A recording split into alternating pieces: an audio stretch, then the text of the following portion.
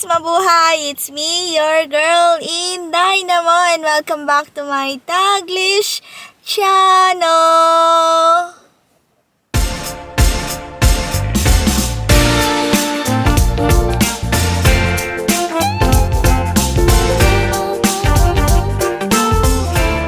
Hello guys! How are you all on either side of the universe? So guys, good morning, Jocks. Good morning.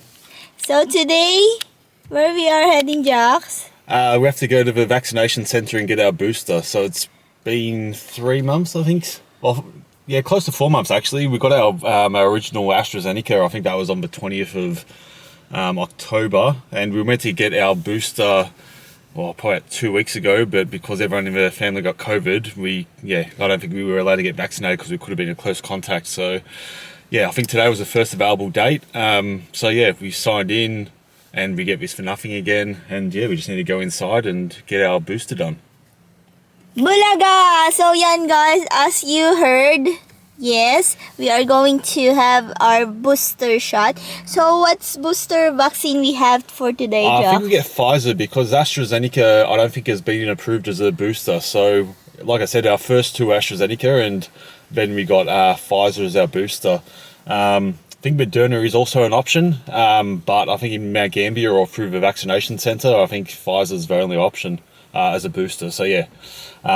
Like I said, we just signed up and we just need to go inside. We've already filled out our questionnaire before we go in, which gives you a QR code.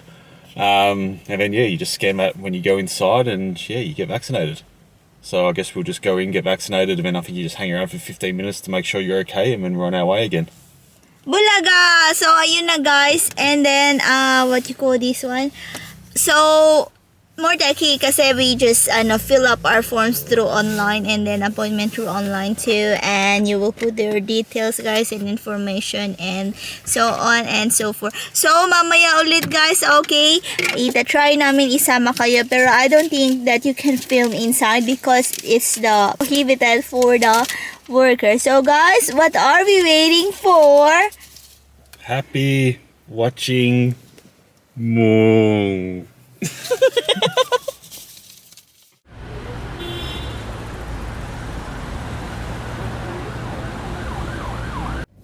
So that's it guys, that's our booster vaccine shot for today's video. So ayun, mamaya ulit ikwento ko kayo guys kapag nakauwi na tayo guys. Hello Jax. So, how's your booster? Barely felt it all. She told me to drop my arm to the left, and then she jabbed me and I barely felt a thing. Like there wasn't much pressure. Sometimes when you get an injection, sometimes you feel kind of like the push of the stuff going in, but it was barely anything at all. It was over and done with, in a few seconds, that was it. So really no pain at all. So we waited 15 minutes after getting into vaccination, no side effects, so we're on our way, and I still feel fine now. So some people report that they may have a sore arm or swollen lymph nodes for a few days after getting it, but I guess we'll see how we go.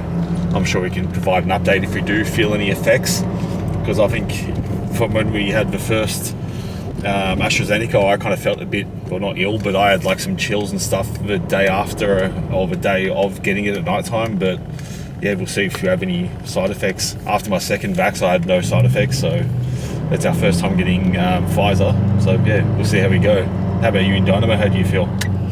I feel nice, but when he started to put the point of the needle guys, there like a sting there, and then when he push it through, it's nice, it's smooth. It's not totally like the first and the second dose guys, that's heavy, but now I feel like some heavy on my left, but I think it will be fine.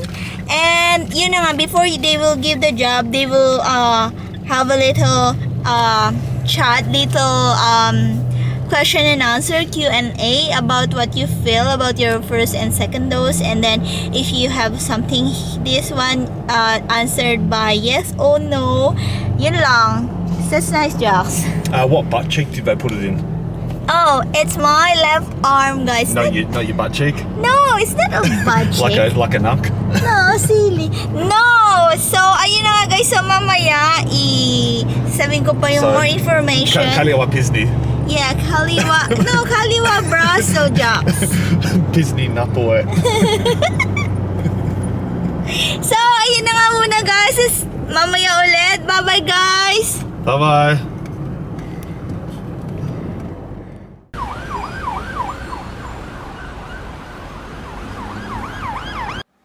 So, that's it guys. Ayun, that's our booster or our third dose for today's video. So, nakita nyo ang aming booster ay Pfizer.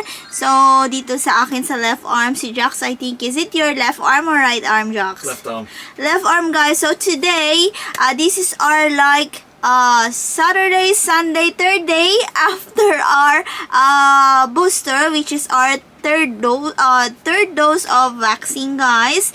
And ayun na nga guys, bago ka pumasok doon, you need to do your appointment because somebody will ask you what's your name, what's your appointment time, and then they will give you a paper, which is this one, and at the front you need to fill your surname, your given name, and your birth DOB or your birth of date of birth.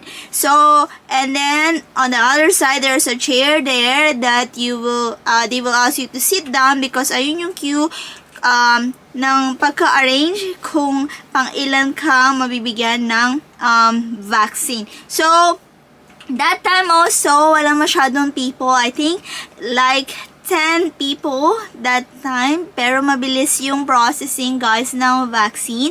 And ayun na nga guys, and we have also somebody will ask you when is your last second dose. So our last second dose is I think October. So November, December, January, February. So we are 4 months na, and then we're doing our booster. So the third dose, and Pfizer yung meron available. So I think they also have available Moderna and Pfizer dito sa Mount Gambier sa South Australia. So depends which state ang merong available, kung anong mga available na vaccine. So pagkatapos yun, somebody will call you and they will go to the cubicle, and then yung person na mag-admit ng vaccine, so the administrator. So after nun, it's like a given your details, information, your birthday, your given name, and you will check if it's correct. They will do some information if you will do a common vaccine reaction included, like mga injection dito sa kung saan mga injection pain site, yung mga fatigue after the vaccine, feeling tired, headache, fever, muscle or joint pain, and the mild flu-like symptoms or like a fever or headache. So, ayun na nga guys, kasi separate kami ni Jax. Nauna si Jax, sumunod ako, but we have different separate cubicle.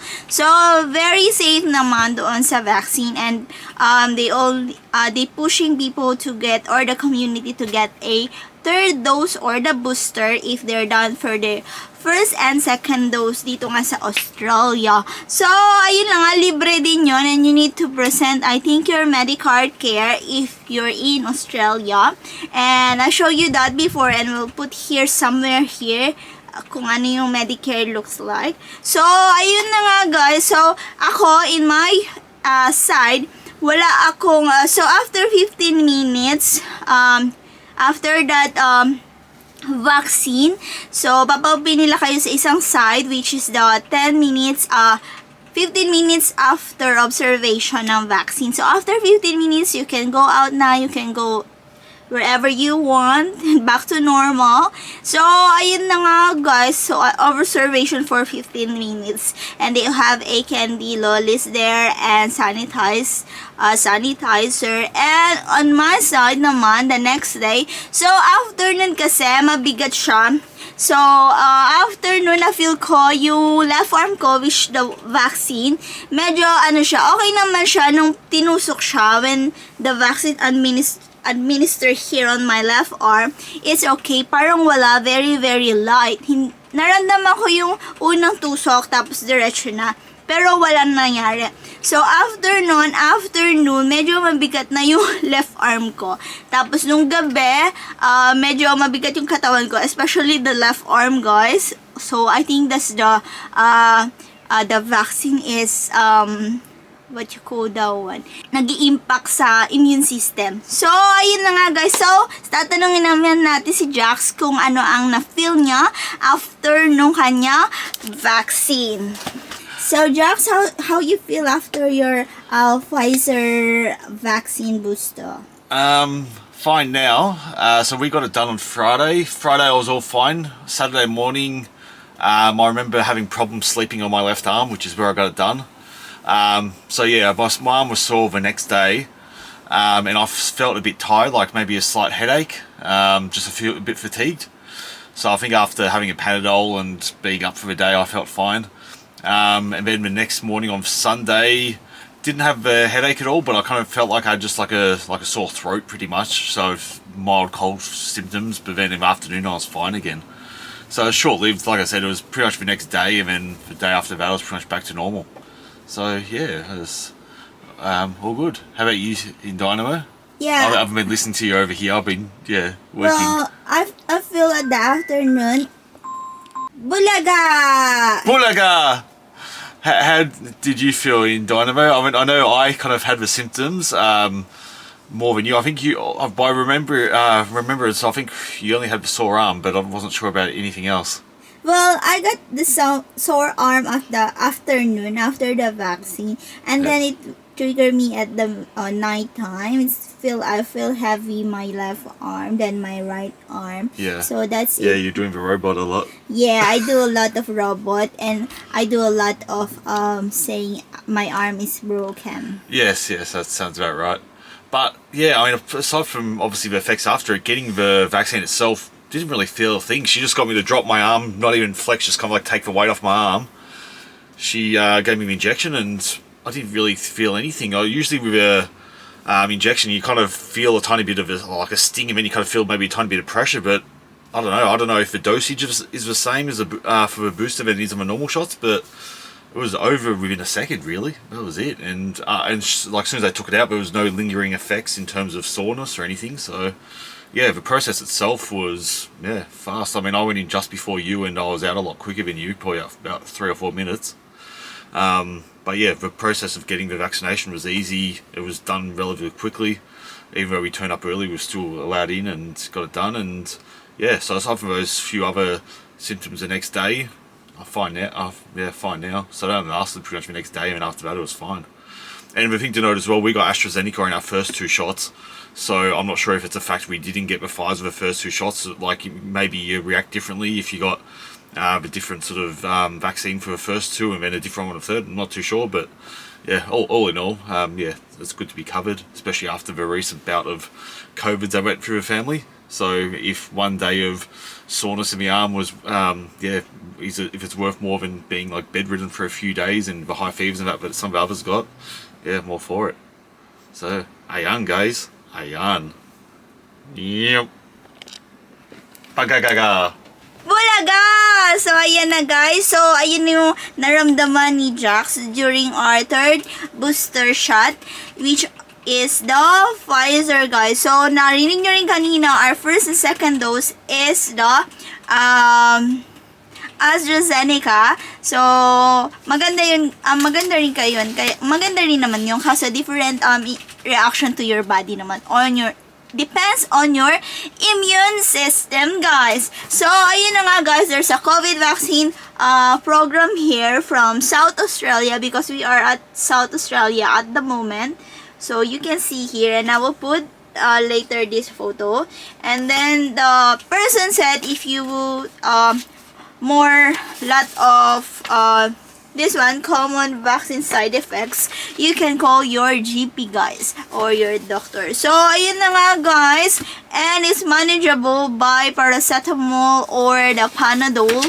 And like a cold pack like that from discomfort. So, ayun na nga, guys. This is the end of our video for today. So, sana, kung hindi pa kayo nag-booster, sana magpa-booster na kayo, guys. And you need that also to fully immune your body system. So this is the end of our video for today, guys. Thank you very much for watching, and mega love shout out to each wonderful people of the universe.